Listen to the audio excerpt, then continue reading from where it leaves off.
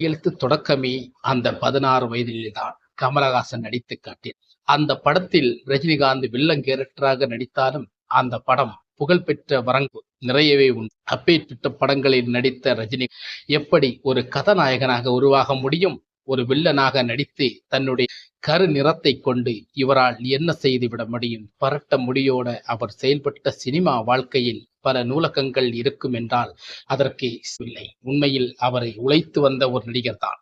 தன் செயல்பாடுகளை முற்றிலும் மாற்றிய பல நடிகர்களின் ஒரு எதிர்பார்ப்பை கொடுத்தார். பல படங்களில் அவர் நடிக்கும் முன்பு அந்த சினிமா நடிக்கும் அவர்கள் ஒரு ஸ்டுடியோவில் அவர் நடித்து காட்டும் போதெல்லாம் பல நடிகர்களின் சாயலை நடித்து காட்டுவார். அப்போது பாலச்சந்தர் கோபப்பட்டார்.